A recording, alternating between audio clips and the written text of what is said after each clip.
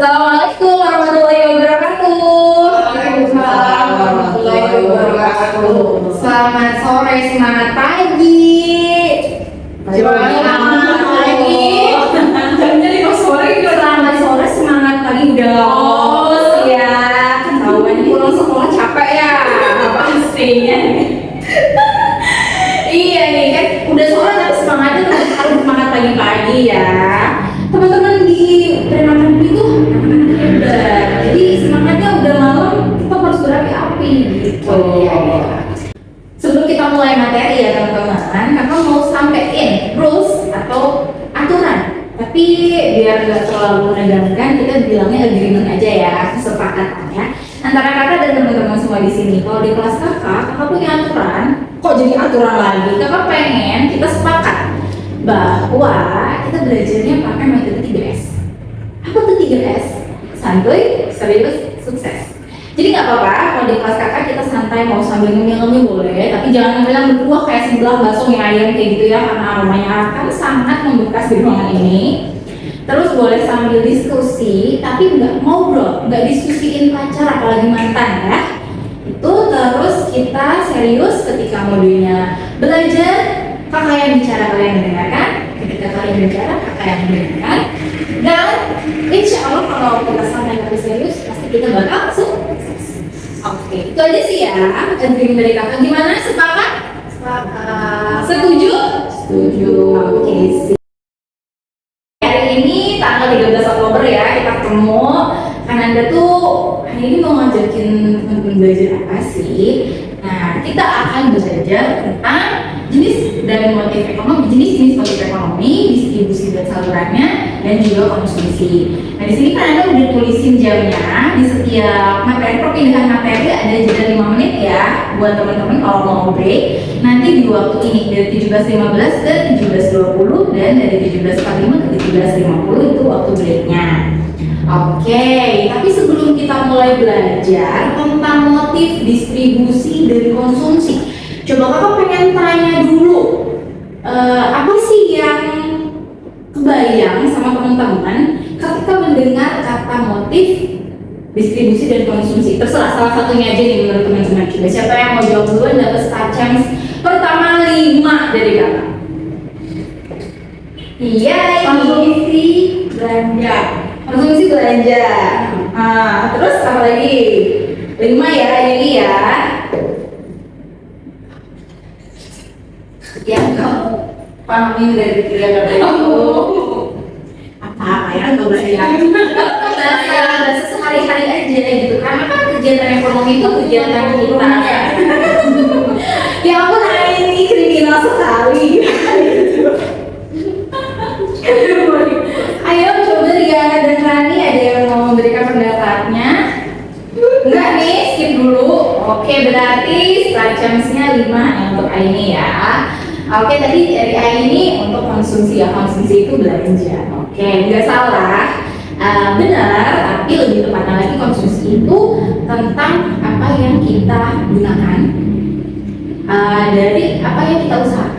Karena kan kegiatan ekonomi itu berkesinambungan atau berkaitannya antara usaha yang kita lakukan dengan memanfaatkan sumber daya yang kita miliki tapi terbatas. Itu sekilas aja ya dari ekonominya. Oke, kita mulai nih tentang motif ekonomi. Coba di sini ada definisinya. Motif ekonomi itu keinginan untuk melakukan tindakan ekonomi. Keinginan untuk melakukan tindakan ekonomi. Tindakan ekonomi itu apa aja? Itu udah kita bahas di pertemuan sebelumnya ya. Nah, jadi si motif ini tuh hasrat, keinginan. Coba kayak tiba-tiba pengen beli lemari di SH Hardware di depan, coba itu berarti motif ya kan? Nah, di sini kita akan membagi dua motif ekonomi ini, jenisnya ada dua, ada intrinsik dan ekstrinsik. Itu tadi intrinsik itu keinginan yang muncul dari dalam diri sendiri. Tiba-tiba aja gitu pengen ya beli lemari ke SH Hardware di depan, kayaknya nanti lucu gitu di pojokan kamar ada lemari baru gitu kan. Nah, itu hasrat yang timbul dari dalam diri kita sendiri. Terus kedua ada jenis motif ekstrinsik. Itu motif yang timbul karena adanya dorongan atau pengaruh dari luar tubuh kita, dari luar diri kita. Kayak misalkan nih, kakak tuh datang ke sini, terus pas lihat di depan ada Kak Marlina lagi makan cilok. Terus kayak ngeliat cilok gitu ya. Kayaknya pengen, tapi enggak deh. Awalnya tuh nggak mau tuh, belum ada hasrat dari intrinsiknya ya. Maunya datang nih, satu lagi nih, ada Kak Jody. Kanda, kita beli cilok di depan yuk. Enak loh itu ciloknya. Ayo kita beli. Nah itu ada dorongan dari luar, itu mempengaruhi diri aku nih untuk beli si cilok. Kayak yang pertama dilihat itu ada dorongannya, hasrat keinginan dari luar. Nah itu, jadi sampai sini udah jelas bedanya ya. Apa itu intrinsik dan ekstrinsik? Misalkan nih kita beli jas hujan karena ya udah karena lagi hujan, itu maksudnya ekstensif gak? Itu bukan karena keinginan, tapi karena kebutuhan. Oke, ya beda ya. Beda. Berarti kalau impuls buying juga termasuk motif ekonomi dong, Miss? Impulsif buying itu yang penting nggak penting dibeli gitu kan ya. Itu motif ekonomi yang muncul dari apa coba? Intrinsik atau ekstrinsik? Intrinsik. Tapi itu bukan intrinsik yang murni. Biasa di impulsif buying itu akan dipengaruhi oleh faktor-faktor ekstrinsik. Contohnya nih ya, kita lagi scroll TikTok, ya kan? Kemarin-kemarin kan ramenya TikTok ya, sampai akhirnya ditutup nih. Ya udah tutup Kan? Nah, kita tuh asalnya dari yang mau belanja, tapi karena ngeliat yang lagi live, kan? Lagi promo ini, barang-barang ini, terus karena lagi live diskonnya segini persen, diskonnya 100%, tambah 100%, gitu kan? Kayak, wah, karena nggak butuh punya barangnya, kan lagi diskon, gue beli aja deh. Terus ada barang lain scroll lagi, oh jadi diskon juga nih, oh gue beli aja deh. Kita jadi impulsif karena dorongannya ekstrinsik, karena ngelihat adanya diskon-diskon, promo-promo yang mempengaruhi kita secara psikologis. Nah, intrinsiknya terpengaruhi, tapi karena faktor ekstrinsik. Gitu. Oke, sampai sini clear jenis motif ekonomi, intrinsik dan ekstrinsik. Clear ya? Oke, kita checklist. Terus ada macam-macam motif ekonomi. Nah ini erat kaitannya sama apa yang tadi sudah sempat kita bahas. Motif ekonomi itu kan keinginan untuk melakukan tindakan ekonomi. Macam-macamnya ada yang untuk memenuhi kebutuhan. Nah ini yang seperti tadi kita beli jas hujan karena emang lagi hujan aja, itu berarti kita memenuhi kebutuhan, bukan karena hasratnya, bukan karena inginnya aja gitu, tapi karena udah didorong dengan macamnya itu memenuhi kebutuhan. Terus yang kedua ada berbuat sosial. Coba ada yang bisa kasih contoh nggak di sini macam motif ekonomi yang diperuntukkan untuk berbuat sosial? Ya misalkan sumbangan yang lagi kena bencana. Iya betul. Oh iya, kali ini dapat tambahan ya, startnya 2 tadi Rani juga ya, dapat 2 ya. Di Diana tertinggal belum dapat startnya ya. Ayo kita semangat ya, sayang-sayangku. Ketularan yang suka live TikTok nih. Oke, tadi udah bener ya. Berbuat sosial itu bisa untuk donasi ketika ada bencana alam gitu kan. Terus bisa juga kita karena mau berkunjung ke panti gitu kan, yang nggak nungguin harus ada bencana dulu nih karena memang kita mau berbuat baik aja gitu kan. Nah itu akan memberikan kita dorongan untuk melakukan tindakan ekonomi. Terus ada juga karena ingin mendapat penghargaan. Nah kayak gimana nih yang karena pengen mendapatkan penghargaan? Oh misalnya kayak pakai tas Gucci biar tasnya bagus kayak gitu. Iya betul. Ih pakai HP-nya itu tuh nanas sedikit gitu kan. Ya kan itu jadi dapat penghargaan, ada validasi gitu kan ya. Nah itu salah satu motif ekonomi juga.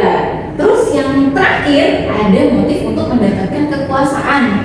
Coba contohnya apa nih? Tapi jangan ngomongin sensitif ya, kalau berbau kekuasaan jangan mentang-mentang 2024 sebentar lagi akan ada momentum.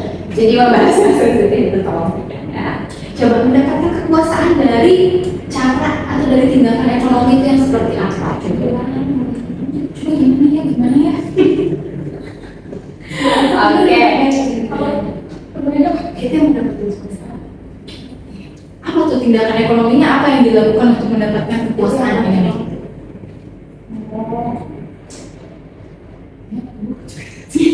Aduh, nggak tahu ya. Tanya siapa dong yang tahu ya? Untuk mendapatkan kekuasaan itu biasanya kita meskipun nggak boleh ngomongin yang sensitif, tapi erat kaitannya seperti itu. Jadi misalkan, atau nggak di rumah nih, kita membeli sesuatu, kita posisinya kakak, kita punya adik, kita membeli sesuatu barang untuk dikasih ke orang tua kita nih, ke ibu misalkan. Nih, si adik kakak ini tuh bersaing ceritanya untuk mendapatkan perhatian, dan juga nanti si ibunya biasanya suka memberi hal yang lebih gitu untuk anak yang punya positif yang lebih juga gitu kan.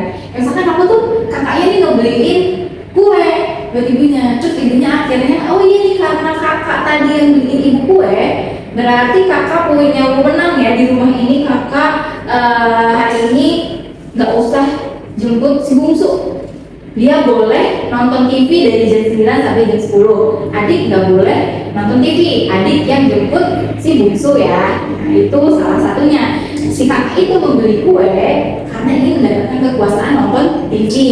Gitu, salah satu contohnya. Sudah clear ya jenis dan macam. Jadi jangan ketukar ya jenis motif dan macam-macam motif. Kalau jenis motif itu hanya dua, intrinsik dan ekstrinsik. Kalau macam motif ini ada 4: memenuhi kebutuhan, bergaya sosial, mendapatkan penghargaan, dan mendapatkan kekuasaan. Oke.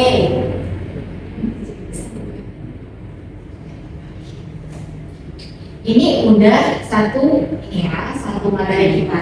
Oke. Udah nih kita checklist. Sebelum lanjut kita break dulu kali ya 5 menit. Ada yang mau ke toilet atau cuci muka, ada yang mau apa dulu keluar boleh, atau kita mau sharing-sharing aja doang gitu boleh, ada yang mau curhat enggak gitu. Sama kakak santai aja ya. Kakak juga mau duduk dulu 5 menit boleh dong. Boleh kak.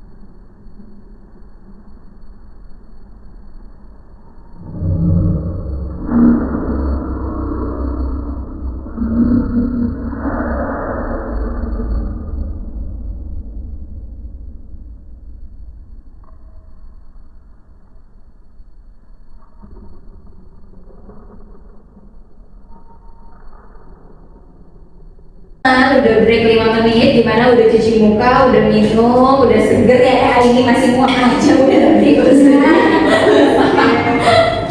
apa-apa kan kita santai ya. Mau sambil ngemil buka lagi cemilannya boleh, oke? Tapi kita sambil lanjut belajarnya. Tadi kita sudah bahas motif ekonomi. Sekarang kita lanjut bahas tentang distribusi. Nah, distribusi itu apa sih? Di sini kakak sudah menuliskan bahwa distribusi itu adalah kegiatan menyalurkan barang dan atau jasa ke konsumen. Berarti kalau ke konsumen udah jelas ya dari mana awalnya, dari produsen ya. Ada produsen, ada distributor, dan ada konsumen. Nah, distribusi itu kegiatannya, distributor itu pelakunya. Kalau yang didistribusikannya berarti apa nih teman-teman? Yo, ini apa ini? Jangan ini deh, Diana aja, Diana belum jawab nih dari tadi nih. Kalau distribusi itu kegiatannya, distributor itu pelakunya, berarti kalau yang didistribusikannya itu apa namanya? Iya, kalau pakai sebutan ekonomi apa? Apa ya sebutan ekonomi? Ya betul ya, barang produk ya. Produk itu jadi secara umum, produk itu bisa mencakup barang dan jasa. Kalau barang kan udah pasti barang ya, itu berupa finished good, suatu barang jadi. Tapi kalau kita sebutnya produk itu bisa berupa barang, bisa juga berupa jasa atau servis, begitu ya. Nah, itu tadi tentang distribusi ya. Distribusi itu ada distribusi kegiatannya, berarti ya. Ada distributor, itu pelakunya. Nanti jangan sampai ada bahasa, misalkan sederhananya gini ya. Aku tadi habis nganterin barang nih dari warung ke beli, terus mau diganti nganterin itu pakai bahasa distribusi dan distributor. Jangan sampai bilangnya aku tadi ngedistributorin, ya, karena kegiatan itu distribusi ya kan. Jadi nggak ada kata ngedistributorin, mendistribusi sasikan misalkan gitu, itu jangan ya, karena distribusi itu kegiatannya, distributor pelakunya, dan yang didistribusikan itu adalah produk. Produk itu bisa berupa barang dan juga jasa. Oke. Nah, distribusi ini ada macam-macam salurannya. Ada 3 nih.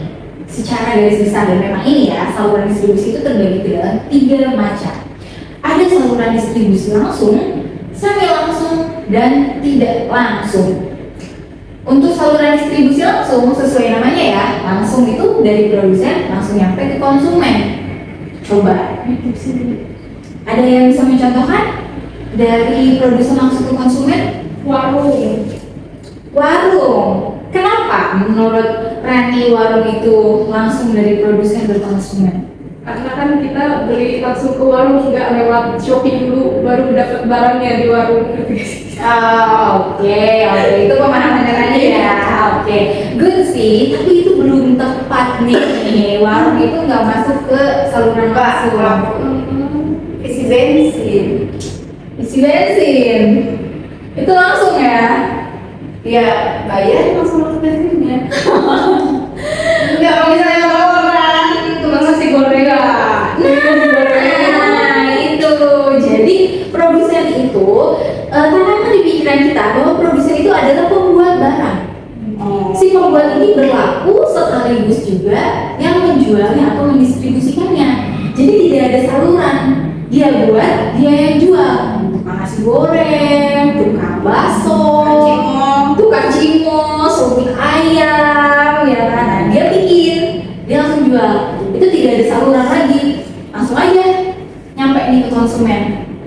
Nah, tadi ada tadi sebutkan warung. Warung masuk kemana? Saya langsung atau tidak langsung? Saya langsung yakin. Yakin. Warung itu saya langsung. 5, 4, 3, 2. Kalau bisa ditipin dari nggak di video Iya. Kan tadi bukan langsung. Oke, ya warung ini berarti harus kita klasifikasikan lagi ya. Warungnya ini warungnya seperti apa? Warung tradisional. Nah, warung tradisional bisa tuh, itu bisa menjadi semi langsung. Misalnya kayak tadi yang jualan cilok, yang bikin cilok nih produsennya, dia titipin dulu ke pedagang kecil ke warung, baru nanti nyampe ke konsumen. Tapi kalau untuk warung yang dijualnya snack, apakah itu semi langsung juga? Tidak langsung. Iya benar, tidak langsung. Udah mulai ke plotting ya, kenapa berpikirnya ya? Kenapa Rani? Itu masuknya tidak langsung? Karena dia juga ngambil barangnya kadang dari distributor besar biasanya juga baru dapat dari perusahaannya. Iya benar. Jadi hand to hand ya, banyak itu salurannya. Itu adalah saluran distribusi tidak langsung. Oke benar.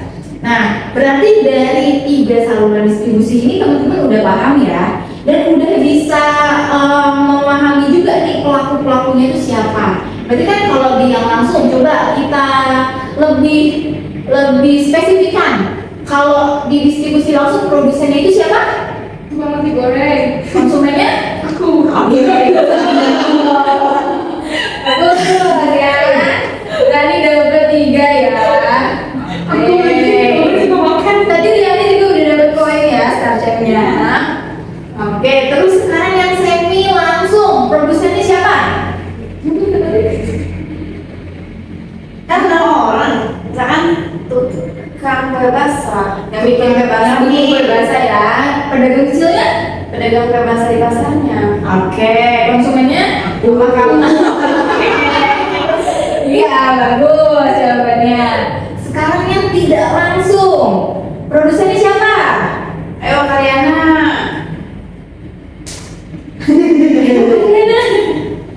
Produsennya siapa kak? Pabrik Pabrik apa? Bikin apa dia? pabrik apa ya, pabrik baju, Pabrik baju. Pedagang besarnya siapa?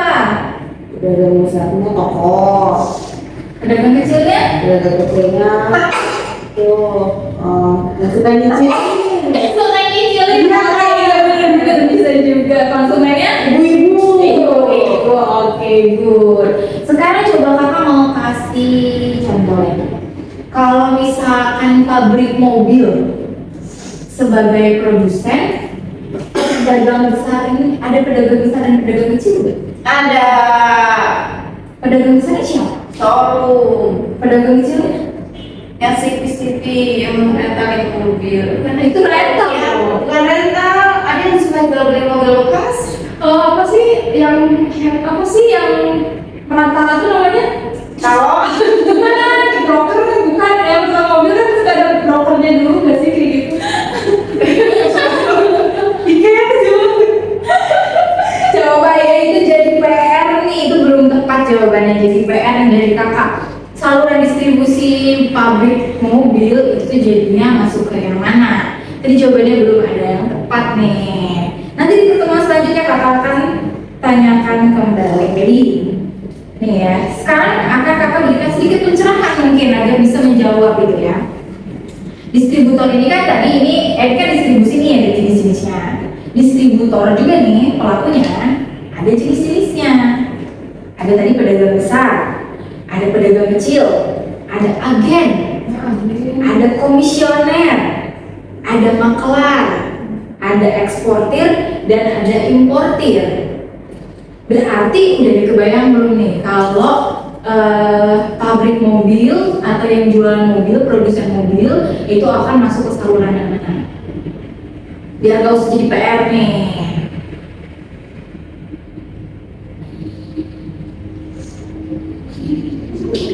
Bingung ya? Bingung ya? Oke deh, kita bahas aja langsung ya. Sekarang biar clear, biar gak biar pulang nanti bisa tidur dengan nyenyak ya. Oke, itu masuknya ke tidak langsung, tapi teman-teman di sini jangan terpaku karena di sini tuh hanya kakak tuliskan produsen, pedagang besar, pedagang kecil dan konsumen. Jadi pelakunya itu wajib ini baku, enggak ya teman-teman? Jadi untuk saluran distribusi ini enggak selalu begini patokannya, kecuali yang ini, kecuali yang langsung dan semi langsung. Ini sudah pasti begini. Tapi maksudnya peran si pedagang kecil itu bisa diganti oleh misalnya tadi komisioner atau Nah, misalkan di sini adanya agen, ada eksportir, ada importir gitu. Pokoknya kalau misalkan kita bukan produsen, dia yang buat, dia yang jual, itu masuknya bisa ke semi langsung dan semi tidak langsung. Gitu. Kalau misalkan perantaranya lebih dari satu, itu masuk ke tidak langsung. Kuncinya di situ ya teman-teman, supaya nggak bingung untuk membedakan saluran distribusi. Gitu. Gimana, udah clear? Distribusi dan salurannya, oke. Kita rehat sejenak sambil game sekali ya biar nggak boring. Karena kita lagi ngomongin tentang motif distribusi dan konsumsi nih. Sebelum kita mulai konsumsi. Konsumsi itu kita biasanya sering banget mikirnya kita makan ya, mengkonsumsi itu kita makan ya kan. Kita menggunakan sesuatu tapi lebih ke pengennya tuh makan gitu kalau konsumsi itu ya. Deket banget ke makan. Coba dong sebutin nama-nama makanan dari huruf. Kalau di sini banyak yang namanya dari huruf R. Itu nggak makanan dari huruf R. Ranginang. Oke, satu ranginang. Ramen. Terus waffle waffle. Waffle SMP ya. Oh, memang boleh. Oke.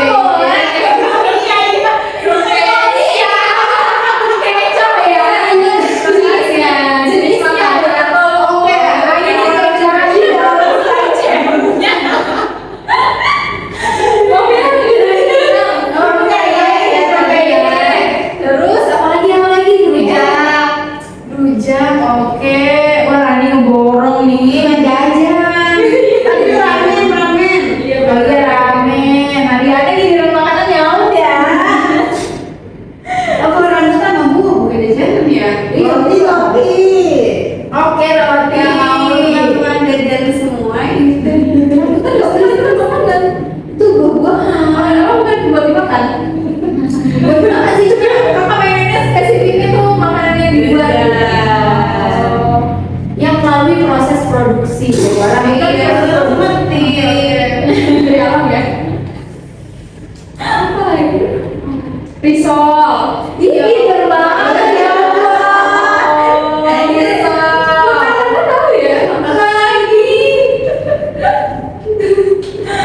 Dari Coba ingat-ingat isinya koperasi di sekolah coba ada apa aja. Jadi kalau ini mah merek semua jadinya. Enggak dong. Ada yang dibikin-bikin yang dititip-titip itu. Dan kayak risol tuh. Iya. Risol ada lagi pasti. Apa lagi? Udah habis kali ya makanan dari R-nya. Oke, udah 5 menit belum kita istirahat ya? Atau ada yang mau ke kamar mandi dulu? Buka keluar gak balik lagi nanti kan.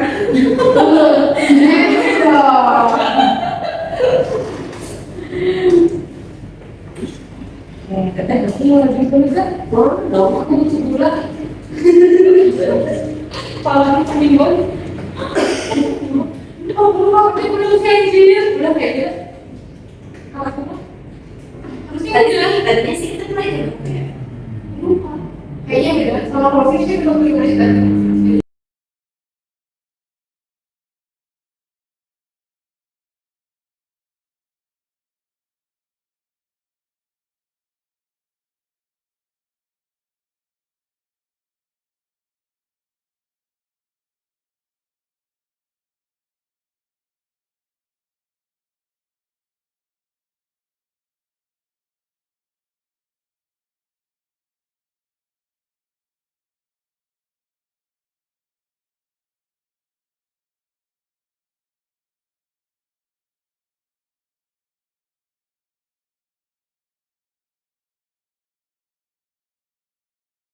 Oke nih, tadi kan kita udah bahas ya saluran distribusinya ada 3. Coba sekarang pikirin nih, masing-masing tapi ya, jangan kerjasama ya.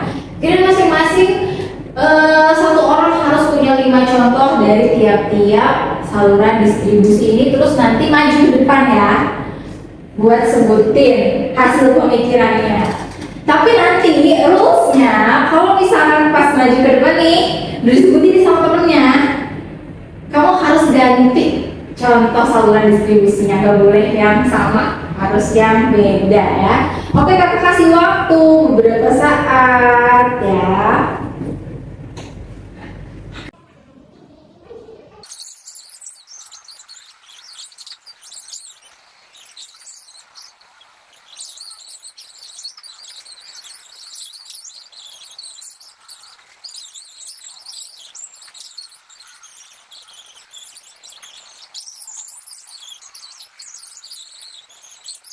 Maju ke depan mulai dari Rani.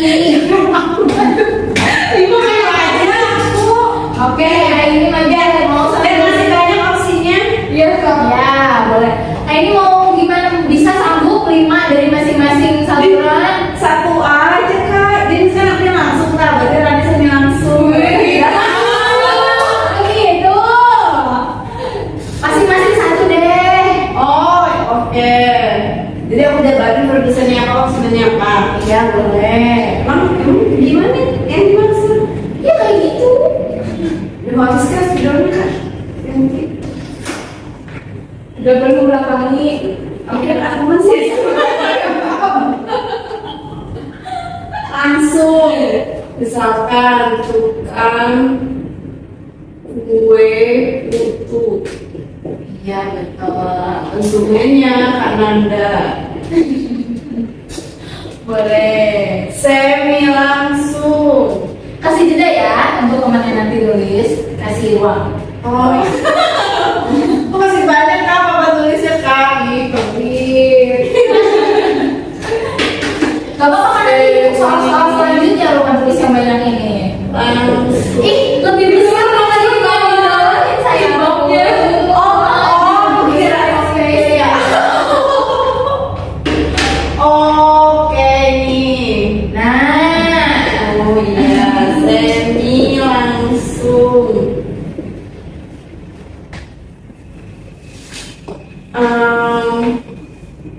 Bikin donat. oke. Yang bikin sama yang jualnya beda. Ya kan? Barusannya apa? Oke. Kayak ini ibunya yang anaknya. Kan harus kayak gitu. Kita bahas ya, itu benar atau enggak ya. Ini padahal tadi kita udah bahas loh, kita ngobrolin ya. Giliran dipanggil maju ke depan nih ternyata ya. Tidak langsung Sultan Indofood dititipin ke Alfa. Tapi kan warung mau branding apa ya buat dilagain ya? Iya. Mana berarti? Ke apa sih yang branding Agen ke Agen warung kecil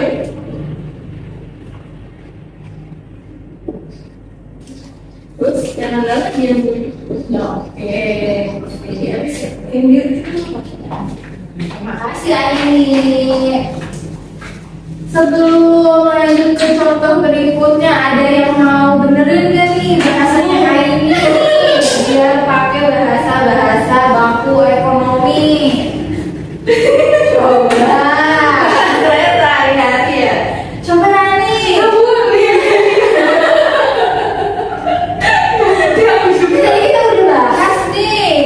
Coba tadi kan kakak juga udah sebutin jenis-jenis distributor. Coba tuh yang terutama yang semi langsung tuh. Kakak pengen diedit tuh sebutan-sebutannya. Coba itu bikin donat ini jadi apa nih? Jadi apa? Coba bikin donat. Produser donat. Distributor. Ya. Produsen distributor ya. Ini siapa ini? Ayo, tadi pasti ada keraguan dari jawabannya ini. Ini produsen apa distributor ya? Nanti nggak beda. Beda ya distributor bisa. Distributor bisa. Jadi ini distributor atau produsen? Produsen. Ini ngomongin mana juga. Tadi Rani nih jualin donat siapa? Sebutannya. Distributor. Distributor. Oke. Menjadi distribusi. Oke, berarti karena Mbak ini konsumennya ya. Oke, ini itu ada bukan distribusen ya, sampai ya. Tentang produsen dan konsumen di sini jadi distribusen. Oke. Nah, sekarang kita masuk ke materi yang ketiga itu konsumsi. Jadi kita langsung aja kan tulisin karena tadi kita juga udah sejelas bahas ya kan konsumsi itu selalu kita berpikirnya deket banget sama yang namanya makan. Tapi sebenarnya konsumsi itu apa sih? Konsumsi itu secara definisi adalah kegiatan menggunakan atau menghabiskan nilai barang dan jasa. Menghabiskan nilainya ya. Jadi bukan berarti habis itu harus habis benar-benar habis sama barang-barangnya. Atau kayak jasa, kita ngabisin jasa gimana coba? Bisa nggak kita jasa dihabiskan sama wujudnya? Nggak kan ya? Jadi yang dihabiskan itu nilainya dari suatu barang dan jasa. Mengkonsumsi itu adalah kegiatan menggunakan atau menghabiskan nilai barang dan jasa. Oke, kenapa sih kegiatan menggunakan ini disebut konsumsi? Bukan makan aja yang disebut konsumsi. Emang ada sesuatu yang bisa kita gunakan dan kita atau bisa kita habiskan tanpa kita makan? Ada dong pastinya ya. Contohnya apa nih? Ayo kamu jajan, suara kamu ini kan jajan. Jasa kan itu tuh bisa tidak terlihat kan intangible kan, jadi nggak tahu kalau nggak bisa kapan. Cuman kan rasa dipakainya jadinya. Oke, contohnya apa nih jasa yang terasa dipakainya? Gojek misalnya, Iya. Gojek online ya kan, terasa dipakainya karena kita udah sampai tujuannya kan, jadinya. Good answer ya, nice sekali. Nah, mantap. Oke, laundry. Laundry, iya. Kita nggak pakai tukang laundrynya ya. Nggak, maksudnya nggak tukang laundry kayak kita gimanain gitu kan, tapi dia yang mengerjakan pekerjaan kita gitu kan ya. Bukan kayak tadi Gojek anterin kita, bukan kayak misalkan terapis pijat kita tubuh kita merasakan, tapi kayak laundry juga itu merupakan jasa yang kita gunakan ya. Jadi menggunakan itu bukan berarti selalu harus dirasakan oleh tubuh kita secara langsung gitu kan. Itu sudah termasuk konsumsi ya. Terus kalau misalkan barang apa aja yang bisa kita gunakan tapi tidak habis, maksudnya wujud itu tidak habis tapi nilainya bisa habis. Coba Yang habisnya kayak gimana Kak? Rusak tuh bisa nyala lagi, tapi kan barangnya ada, tapi nilainya kan udah berkurang.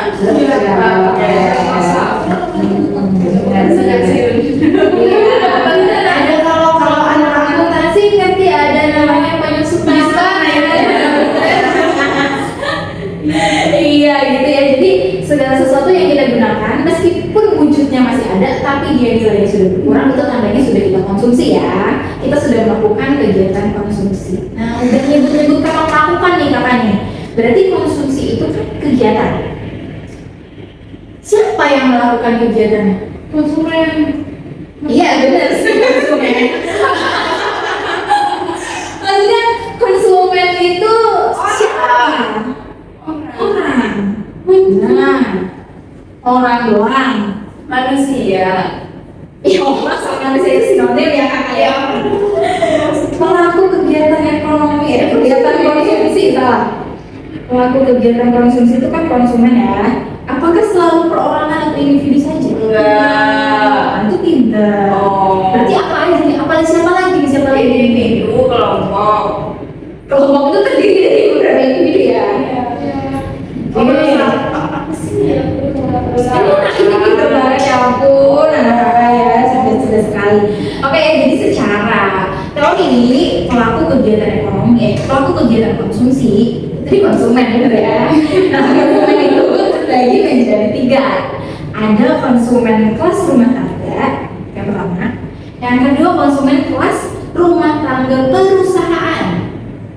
Ada juga yang ketiga rumah tangga negara. Nah, jadi kalau kita perorangan ini masuknya ke rumah tangga keluarga, ya kan? Mengkonsumsi apa tadi? Makanan, pakaian, jasa laundry, jasa Gojek, ya kan? Terus Terus ada rumah tangga perusahaan. Apa yang dikonsumsi kalau rumah tangga perusahaan? Spare part. Terus Kalau bahannya kan kayak kain atau buat nah, kalau di rumah tangga perusahaan, kita nih pelaku rumah tangga keluarga ini bisa menjadi hal yang dikonsumsi, bukan kita sebagai konsumennya. Kenapa coba? Karena perusahaan menggunakan sumber daya manusia. Nah, kita sebagai manusia, sebagai individu, selain bisa berperan sebagai konsumen, ternyata kita juga bisa dikonsumsi. Ternyata dikonsumsinya dengan cara apa? Kita menjadi sumber daya. Oke. Terus ada yang terakhir, rumah tangga negara. Di rumah tangga negara ini contohnya ada pembangunan fasilitas publik, pembelian alat tulis kantor untuk perusahaan atau kantor-kantor pemerintahan. Nah, itu termasuk rumah tangga negara. Jadi bukan berarti rumah tangga negara itu berarti kegiatannya kegiatan rumah tangga Pak Presiden ya.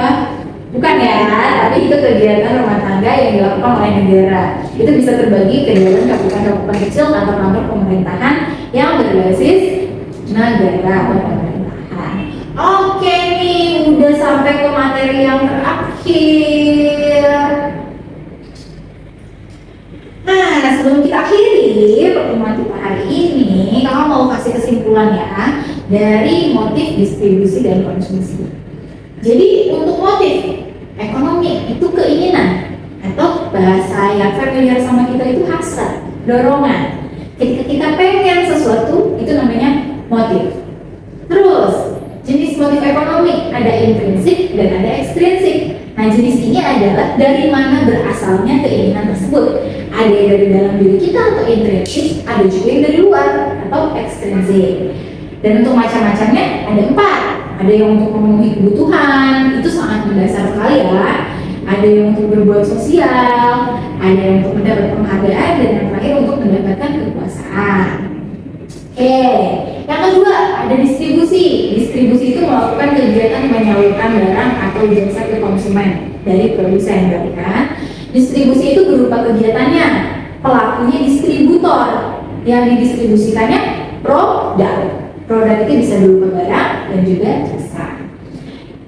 Terus saluran distribusi ada 3, langsung, semi langsung, dan tidak langsung.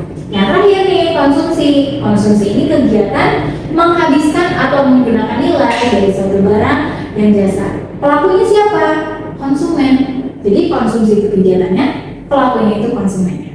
Oke, itu kesimpulannya ya. Sebelum kita akhiri lagi, kakak mau cek absen dulu. Tadi ada yang telat nggak sih? Kakak udah catat ya yang telat-telatnya siapa. Buat yang telat, berarti nanti konsekuensinya seperti biasa, sarjana kurang. Dan kakak mohon di pertemuan selanjutnya nggak telat lagi ya. Kita belajar menghargai waktu, karena waktu tidak bisa diulang kembali. Kalau kita kehilangan uang bisa kita cari lagi, tapi kalau kita kehilangan waktu nggak bisa kita putar balik.